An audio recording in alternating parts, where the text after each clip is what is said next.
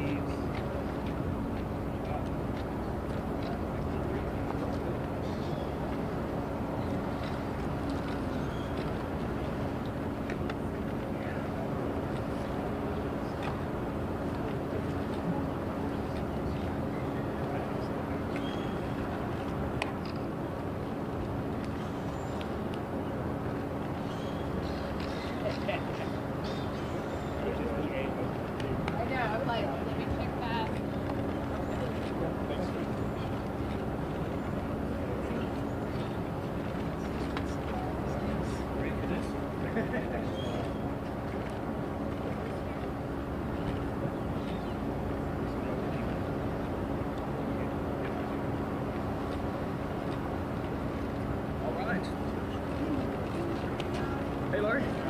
Jared. Machine look good.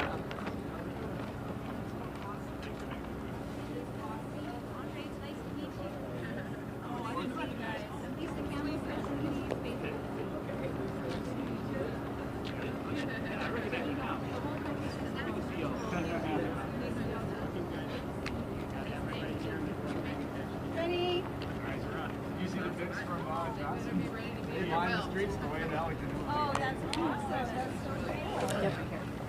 Courtney!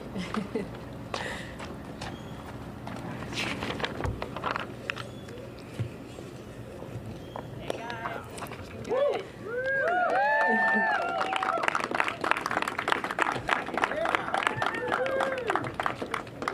Good afternoon and welcome to NASA's Kennedy Space Center. Moments ago, we saw the Artemis II crew arrive ahead of their historic mission around the moon, and they have now joined us and will be taking questions from the media shortly. Before we get started, we'll go ahead and kick it off with some opening remarks from the crew. Go ahead. All right, thanks, Courtney. Hey, let's go to the moon! I think the nation and the world has been waiting a long time to do this again. And on behalf of myself, Victor, Christina, Jeremy, we are really pumped to go do this for this entire team. It has been a lot of work. It's been a great journey. It's great to be down here in the Florida warm air. The vehicle looked amazing on the pad on the way in. Victor and Christina led us here.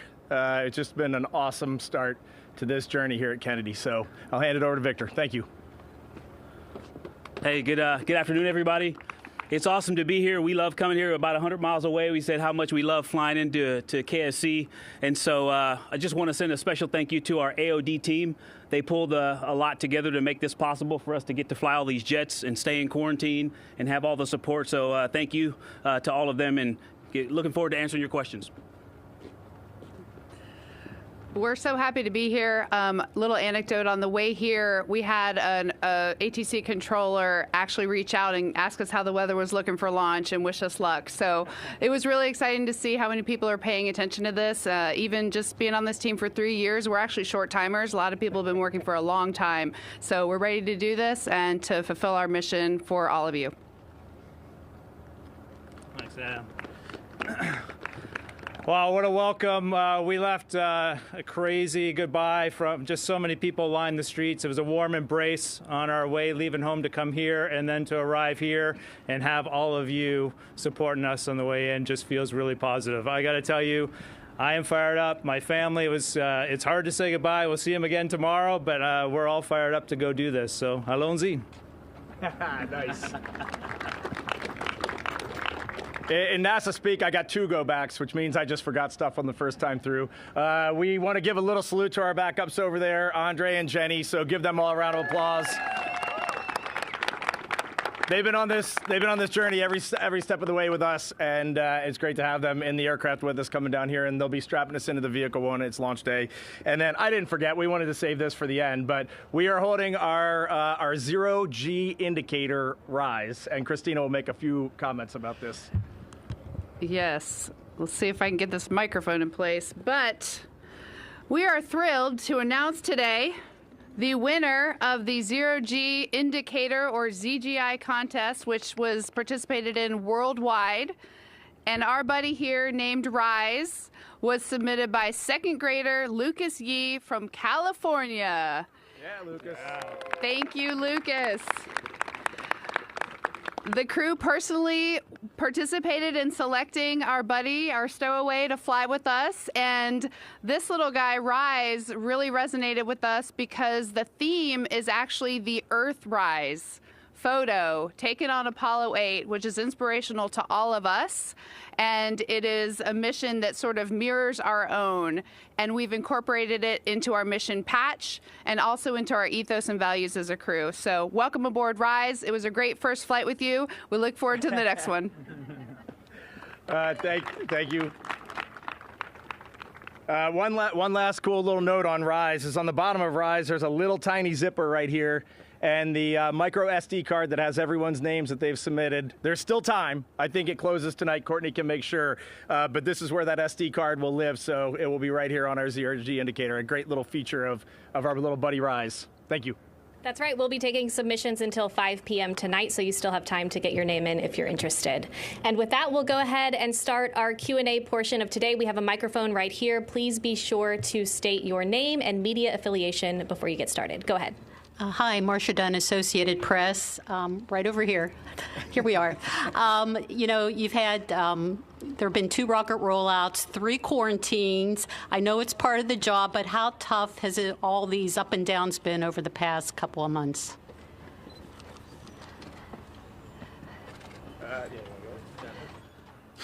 I think for the crew, we focus on training, readiness, safety, and so we've known that was a possibility the entire time, as you stated. But our families have really turned to make it possible, and I think we actually were able to quarantine all of us with our entire families, or at least it started that way. And so I really just wanted to focus on them and say thank you to them for making it for supporting us through all the different iterations. But that's this business. It'll go when the engine's light at T0, and so that we totally understand that, and we still have some weather updates and some technical things to get through between now and when the launch window opens. Thanks. Oh, sure. Hey everyone, Mark Strassman, CBS. Good to see you all again. Reed, I think I'll toss this one to you if that's okay. Ever since the 4 of you were selected 3 years ago, you've been focused on this moment, and of course, millions of people have been following along, and there are millions of people who are now just realizing this moment is about to happen. So when you factor in the unpredictability of space, and when you factor in the fact that this is first and foremost a test flight, what should be the expectations for this mission? I think I'll start with April 1st through the 6th. The way I kind of think about it in my head is this is the first time we're loading the crew on with fuel on the pad. So we're ready. The rocket is ready. We are ready. NASA is ready. This vehicle is definitely ready to go. We went through the flight readiness review. We are ready to launch, but we're also humans trying to load millions of pounds of propellant onto a giant machine and send it to the moon. So it could very well be that we get on April 1st and we're behind timeline and we're just not ready as a team. And then we'll probably take a 24-hour or a 48-hour pause. In my head, it probably maybe a 48-hour pause, regroup, come out on the 3rd, give it a go again, see how it goes. And if we get off on the 3rd, great. If we get off on the 6th, great. If we got an issue and we got to come back in May or June or whenever the vehicle and the team are ready, we are ready for that. I was talking to Jenny on the way here. Oh, Jenny's over there. I was talking to Jenny on the way here. Like, a little piece of my brain is always holding on that April 1st is not a guarantee. April 6th is not a guarantee. We got to go feel this whole thing out. It's good to see you too. Hello, Jackie Goddard for the Times of London. You're about to embark on one of humanity's greatest endeavours. There's the 250th anniversary jets over here. You've got the backdrop of everything that Jared announced last week with stepping up the pathway to the moon and Mars. I wondered to what extent that kind of weighs on you as either a burden or a blessing, and how you consider your places in history. Thank you. I'm happy to step in.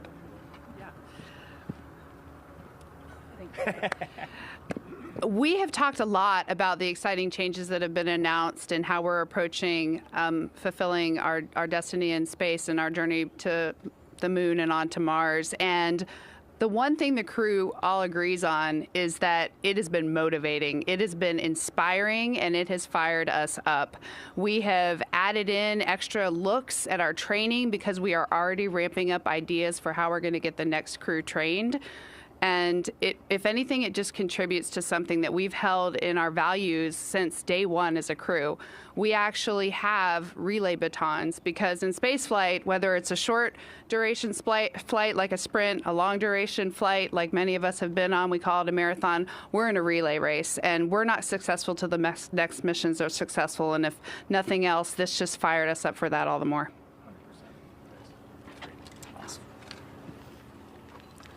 Hey everybody, great to see you again. Welcome back. It's been probably a year and a half since I got to talk to you guys. I'm James. I'm our local reporter from Channel 6. So I was wondering, what does it mean to each of you to be flying farther away from Earth than any crew before in more than 60 years of American spaceflight?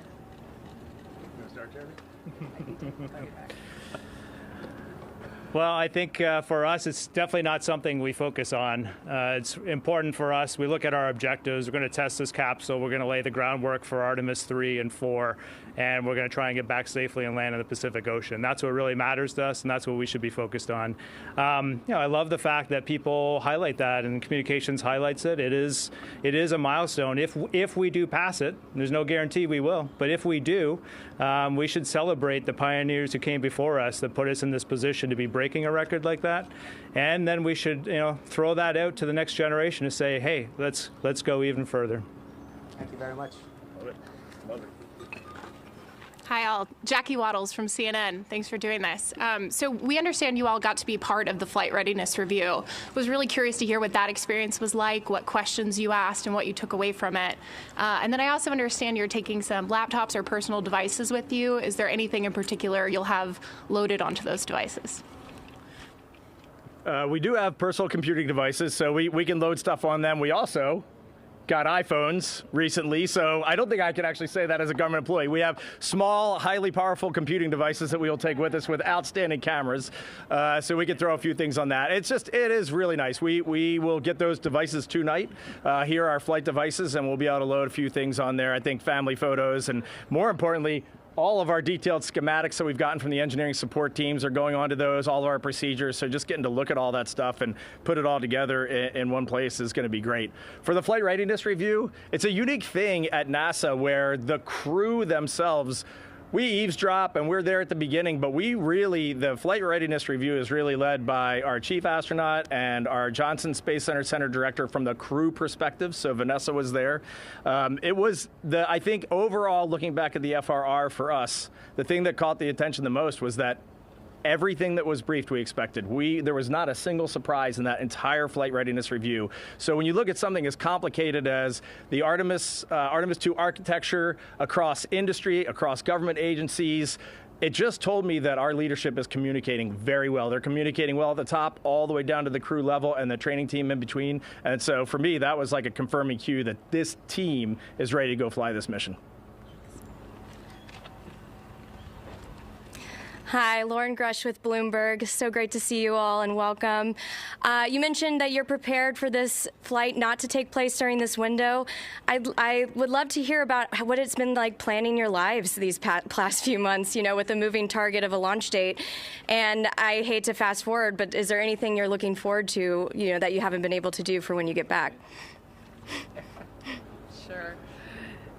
Yeah, I'll take a stab at that. I think that as astronauts, one of our jobs, yes, is to be skill trained, to train for all the specific things that we have to do. But it's also, there's some kind of bigger picture, almost theoretical trainings that we do along the way. One of those is being able to task switch. One of those is being able to be adaptable. And one of them is preparation without expectation. And that is something we go into this with straight away from the beginning. There's one thing I'm sure of, though, is every day that passes is a day closer to launch. And that's something that I keep in mind. As for things I'm looking forward to afterwards, just splashdown and being back on Earth. I haven't thought a whole lot past that. But yes, the to-do list in the folder of post-flight is growing.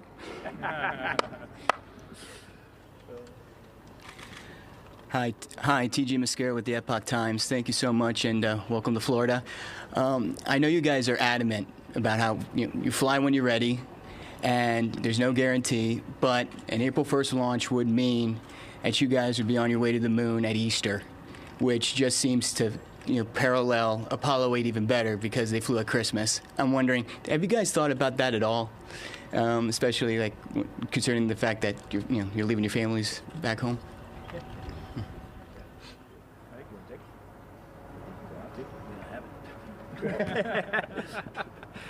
It's really good that you highlight. I was looking at my calendar on my way out of my house this morning, heading over to Ellington, and I was like, wow, this is an interesting time to go fly this mission.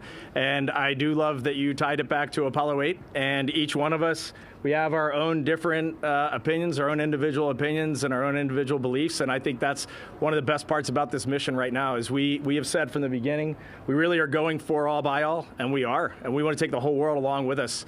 And so we just came out of a very important Muslim holiday. We're going into a very important Christian holiday. And I think that that's great that we celebrate all of this all the way around the world. And that's really, I think that's what this crew wants to do. Thank you. Hi, Will Robinson Smith with Spaceflight Now. It's good to see you all again. Question for Victor, if I may. The last time we spoke in September at JSC, you mentioned the importance of the team being able to ask for simulations, go in and sandbox, kind of work things out. What was the last simulation that you all did at Johnson before heading out here? And do you have anything planned between now and launch, or is it kind of just focus up time? Actually, what we just did in front of you was the last simulation. I guess this is a part of how we train for space and for the unknown and dealing with weather and things. But, in terms of the Artemis specific simulations, we actually spent a day where we started off with ascent and then we ended with entry. And so we got to work with both of those flight control teams and practice those procedures, and we dealt with malfunctions. We did multiple runs of each. And I'll tell you, the delays that we've had since we went into quarantine the first time in January have opened up opportunities to just really imprint some of the learning that we already had done. But we've also done things that we had not done since, or had not done up to that point. And so we've made the most of this time. And I'll tell you, every time we get out of a sim, I'm like, man, there's some things that we do, and we're just like, we are clearly ready to go. But I'm also impressed by how much learning we still do. And I will tell you, the ultimate learning is going to be the mission. And so that's one of the things I'm looking forward to, is coming back and talking about how much we've learned as we fly. Yes, Zachary Albert with the launch pad from Canada. Welcome to the beautiful Space Coast. It's a great day here with you guys arriving. At TOP, we believe that space is better together, and I think all of you embody that you're not going back just as America this time. Canada's going, and this is laying a foundation to expand back to the moon and onto Mars as a united humanity. If one of you could just speak on why space is so important to explore together and go back as a united front, and hopefully that trickles back down to being united here on Earth as well.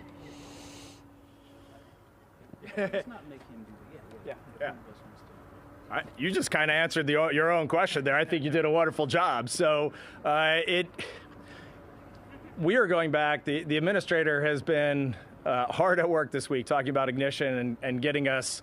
He's been talking a lot more than we have, for sure. So the plans that we have, the plans that this agency is setting forth and this nation is setting forth, we cannot do this alone long term.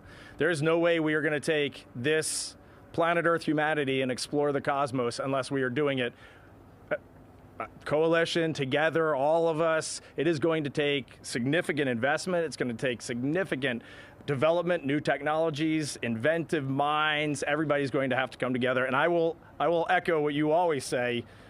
If you want to go fast, go alone. If you want to go far, go together. Like, that's been our motto from the beginning. And you feel that right now with the sustainable lunar base, habitat, architecture, and kind of the test, fly, test, develop approach. We have been missing that for a long time, and we are very happy to have that back. Yeah. And just to give a shout out, yes, we're taking a Canadian, but we also have satellites. Some of the CubeSats are from international partners, and the European Space Agency worked with Airbus to make that service module. So it is a team effort, and I'm glad you highlighted that. There's a lot of countries that are really cheering us on physically by contributing hardware for this mission. Thank you for taking Canada. Growing up in Canada, we didn't envision as students going to the moon, so thank you. Have an amazing flight. Hi, I'm Bert Dick from Ad Astra Magazine, National Space Society.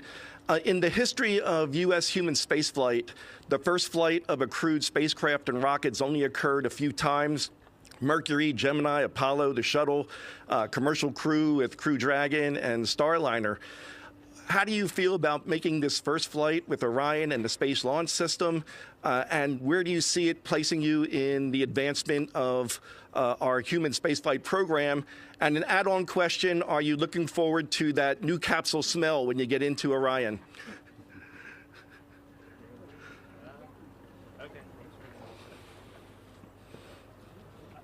I think it's one thing that's common for astronauts is we just crave a challenge. And it's not just the astronauts, it's the team, it's the broad team. And when you're doing a first with a vehicle, any first, you just get to see people at their best. You are bringing a team, you're giving them challenges, you think you've solved it, then you realize you haven't, and then you see them dig in and dig out of that challenge over and over and over again, and it's just inspiring.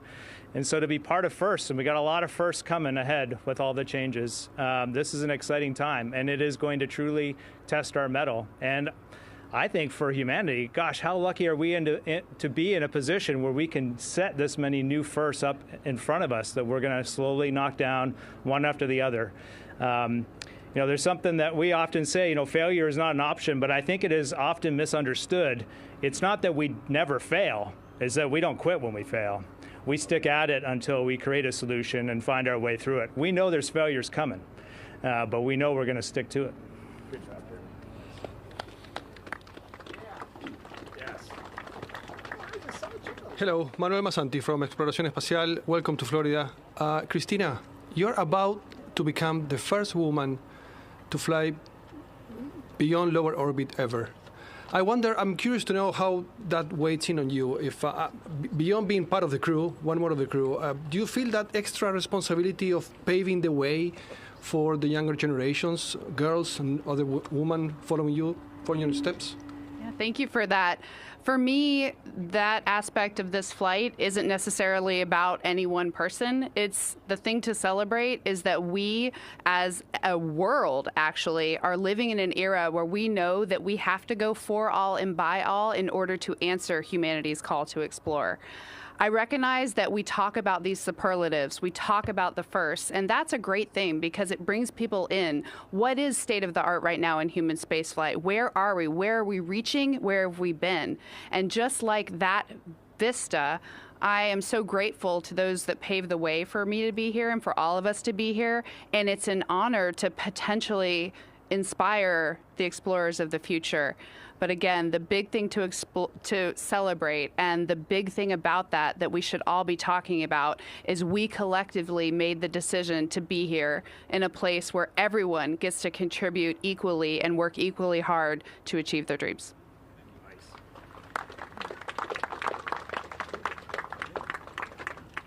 Hi, I'm Rebecca Morell from BBC News. Thanks so much for speaking to us today. A quick question for each of you. You're going to be spending quite a lot of time in a very cramped space. Do you have any annoying habits that you're worried about the others discovering? I mean, you probably know about them already, but please do share. Question for each of you.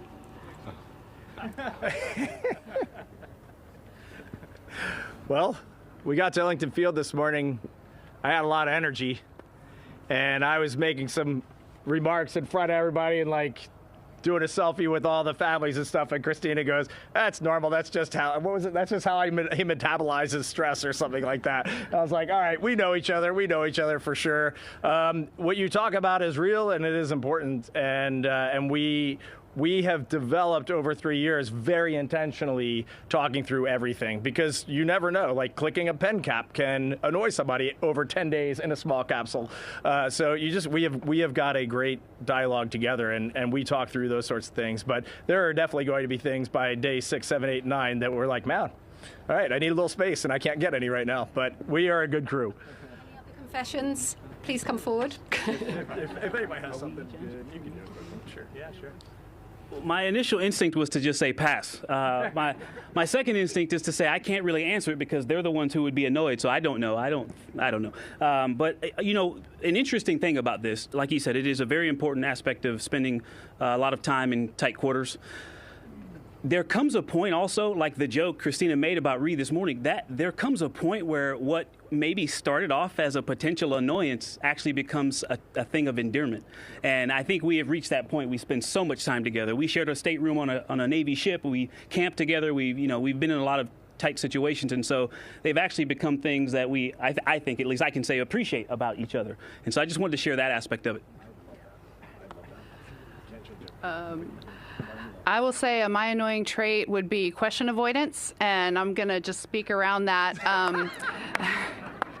No, I think it really speaks a lot to how you worded your question, and that probably is how we're all thinking about it. What are we worried about that we're going to annoy other people? I don't think any of us are worried that the other people are going to annoy them, and for that reason, we're going to do just fine.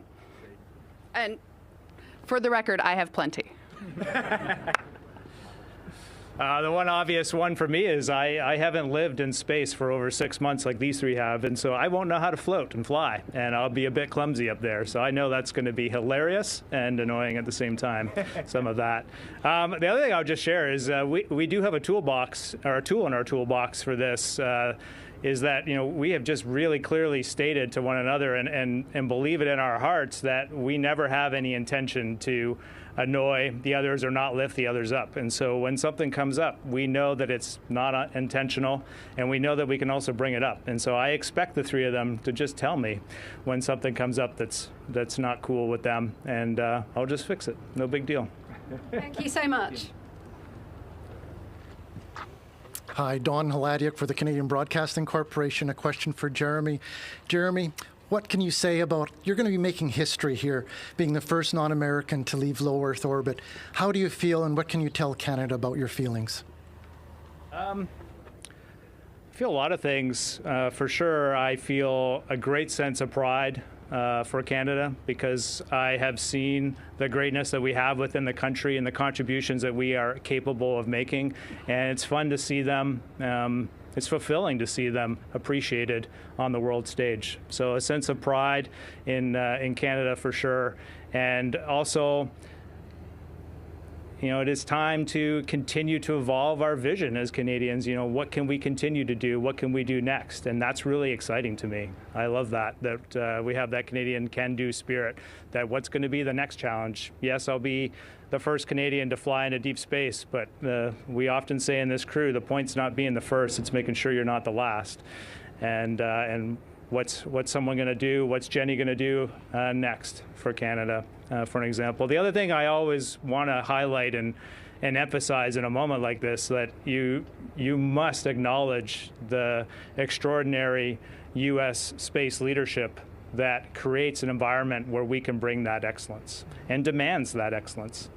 And so that Americans should rightly be proud that they curate collaboration that does this together, because that is an intentional, not a necessary, but an intentional choice to do that. And that's an extraordinary thing that lifts up the entire world to do what Reed was talking about earlier, to all bring our gifts and do some just extraordinary stuff. But it does take a leader, it does take a vision to go do that, and we have that going on. How lucky are we? Thank you.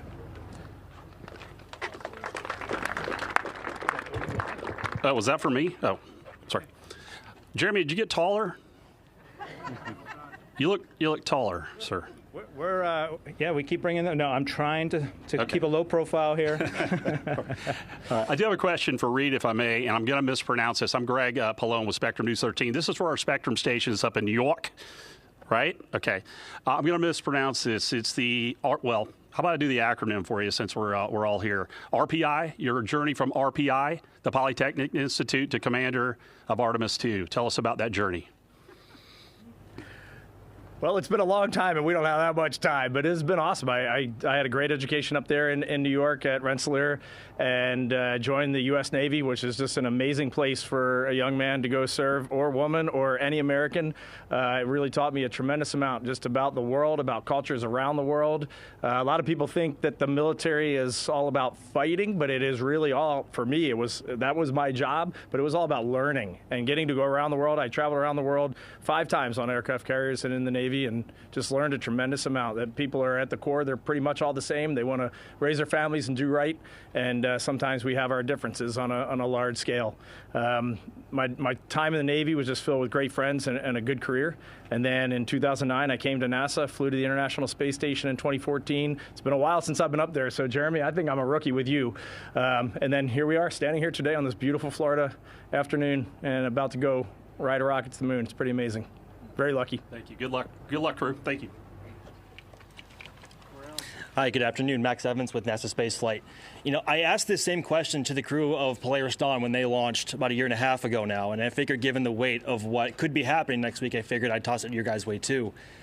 Given the weight of what could be happening next week, how do you think this mission is going to affect you both personally and professionally? Question for the whole crew.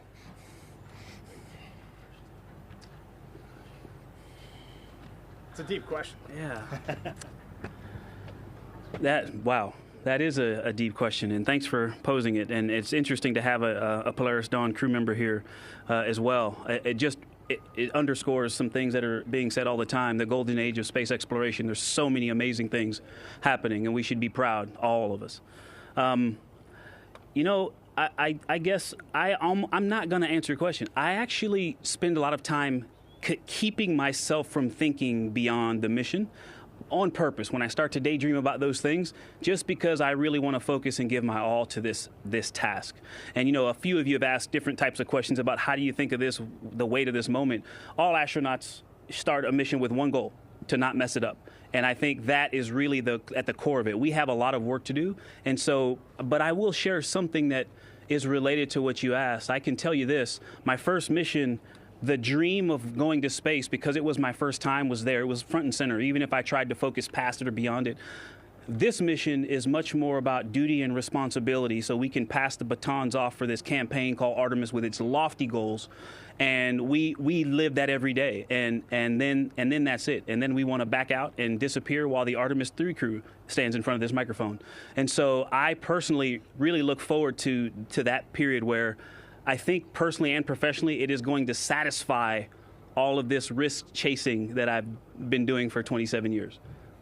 That was awesome, man. We're going to stop right there. That was great. Hi, Josh Dinner, Space.com. What is your impression of the public's perception of your mission? And do you think there's any aspect of your flight that people are underestimating or maybe not as excited about as you think that they should be?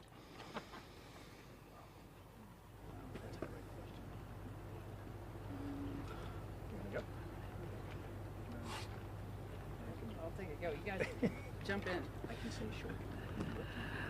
Okay, I can say that after 3 years, that's the first time I've gotten that question. So I'm going to wing it here. I think overall, some of the big picture things are that we are going to be looking back at an Earth where not every human is on Earth. That is new. That is different. We will have crew members and our colleagues orbiting Earth around the International Space Station, and we even have an event where we get to talk to them ship to ship, which I think is a really exciting moment to be a part of. And I hope people come along for that and recognize the importance of that milestone. I think another really cool thing that we're doing is the proximity operations demonstration, where we actually separate from our upper stage rocket and then use it as a target to manually fly a spaceship. That is awesome. I'm really excited about that. And of course, rightfully so, we keep talking about the destination, the moon. We are doing some awesome things and getting some of our most important flight objectives done in that really high Earth orbit that we take in that first 24 hours in space. So that's a huge one. And I'll say the other thing is our proximity to the moon. We're going to be somewhere between 4,000 and 6,000 miles from the surface of the moon, much farther than most of the Apollo missions. And there's actually a silver lining and an awesome thing about that, which is that if it's lighted in the right way, which we expect it to be, especially for this launch window, we have the opportunity to see parts of the far side of the moon with human eyes that have never been seen before, because we have that pulled back perspective, and that's a really exciting thing to be a part of.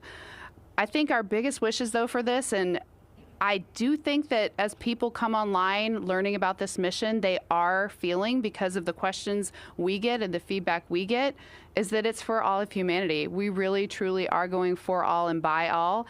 I'm picking that up from the public, and I hope that it is just more and more impressed upon them that this is everyone's mission. Thank you. This is Pablo Fuente with Orbita Infinita. I'm speaking, as a content creator. First of all, thank you. You've been here 1 hour answering questions under the sun. It's a very hot day, so please hydrate. Thank you to the NASA team for allowing us to be here. Christina, you just mentioned this. You are going to see things that no human have witnessed before, at least with that perspective.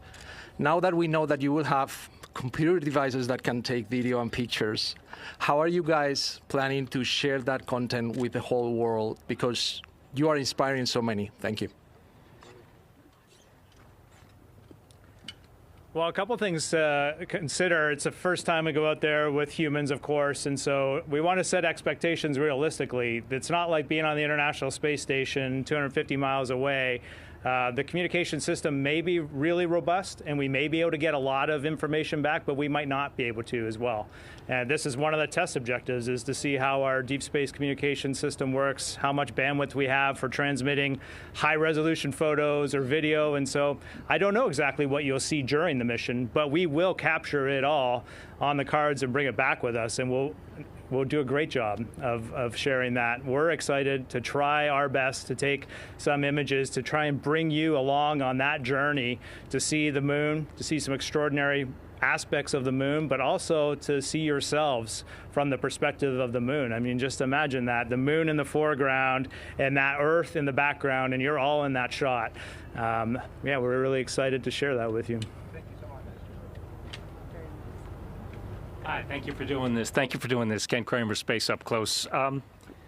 Speaking about talking back to humanity, I'd like to ask you guys, the Apollo crews did broadcasts in space, try to educate the kids. What are you guys going to do transmitting back on your way to the moon and back to motivate, educate, and excite the kids and everybody else? Thank you.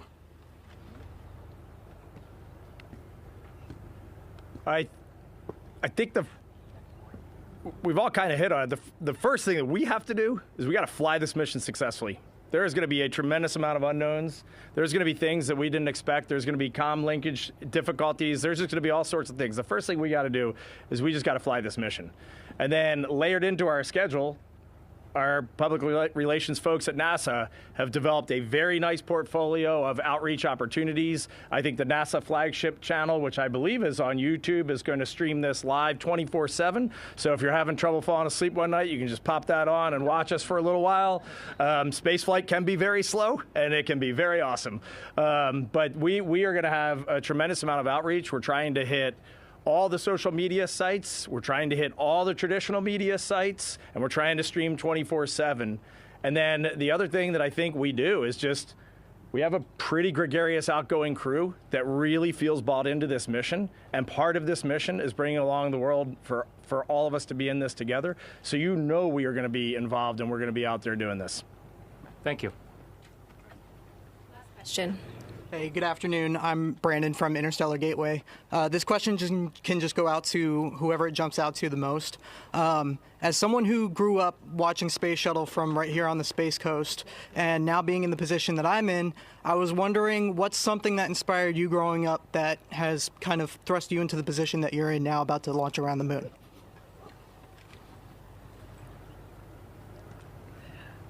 I hope that we all get a chance to answer. And I was inspired, I'll give a space kind of related one. I was inspired by things that made me feel small. The night sky, the vast ocean. I love sailing with my family, big mountains, anything that made me ponder the size of the universe.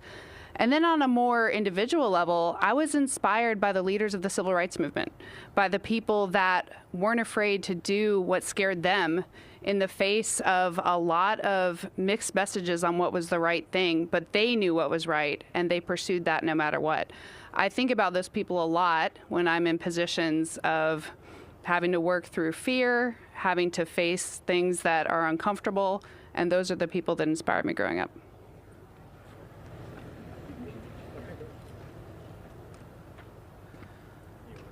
Thank you for the question and the opportunity to bring my parents into it, because it's them, my mother and father. And I know it's easy to say without my mom I wouldn't be here, literally, but also not just from the birth perspective, all along the way. My mom is the reason that I am alive and made it to adulthood, because I was trying real hard to make that not the case.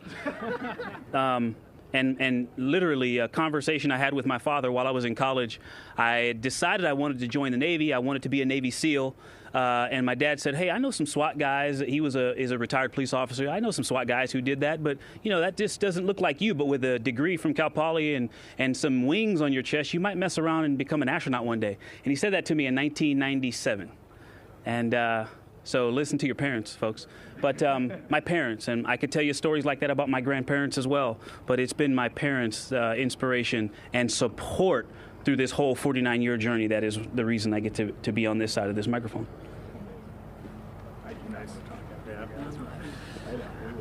That's so poignant, Victor. For me, I've told this many times, I saw an image of humans standing on the moon in Encyclopedia A as a young child, but I went one step further. I wasn't just inspired, but I shared that with other people, like Victor's talking about, with my parents, with teachers, mentors, and people realized that this was something I was passionate about, and they used it to push me outside my comfort zone over and over again. I was also fortunate that I grew up watching the space shuttle program, and I watched Canadian astronauts fly.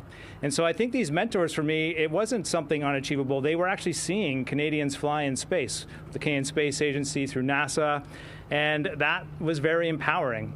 And there's something that I often think about. What's really important, I wasn't inspired because there was an inspiration program. I was inspired because humans went and did something extremely inspiring. And yes, we have a whole system that shares this so that it can be used and leveraged and put out there to inspire our next generation. But the key is to do what our leadership is trying to do right now, which is like, let's get out there and let's make it as inspiring as we can possibly make it for this next generation. And you know what will happen? They'll be standing here in 10, 20, 30 years continuing to do extraordinary things.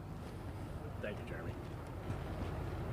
Jeremy just nailed it. I was just going to say, you just have to go do things. Like, all of us are inspired by people who went and did new things, did difficult things, did hard things. Like, get out there and try and go do. One of my favorite part of Polaris Dawn was when you all hit apogee, and you said that Artemis II is going to go carry this torch further from Earth. And what an amazing moment right there on a private space flight at apogee to make that radio call. Like, that's burned into my head. He's motivated me. You all have motivated all of us. And we get the opportunity right now to hold the conch and motivate the world. And that is an amazing privilege. And that is something that we are not going to let go of lightly. But we're doing it because we're going out and doing something that is so critically important. I wanted to wrap up just really by saying two things. Maybe a go back, but two things. First, for the media that's here, if you just look this way, there's like this gaggle of unassuming people down here. But when we look at these people down here, these are the people that built the rocket, that know the rocket, that are going to launch the rocket, that have worked with us day in and day out. So we look over here and we see our friends Tyler and our launch director, and we see Jeremy, Kelvin, center directors. We've got deputy associate administrators over there. It's like, these are our friends over here that have made this mission. So I just wanted to highlight them. And then I really, for the crew, just wanted to look every one of you in the eye down this row and say thank you. Because what you're doing is every bit as important as what we're doing and what they're doing. Sharing the message, motivating the world, finding the truth, and reporting on it. So thank you all. Thanks for giving us your time, and we appreciate you. All right, that's all the time we have for today. We have a series of briefings lined up this week as we count down to launch. So next up, we'll hear from the crew again this Sunday at 11:30 a.m. as they join us from crew quarters virtually. And as always, you can stay up to date on all the latest mission news and events at nasa.gov. Thanks to our crew for joining us today, and thank you all for joining us today. We'll see you on Sunday.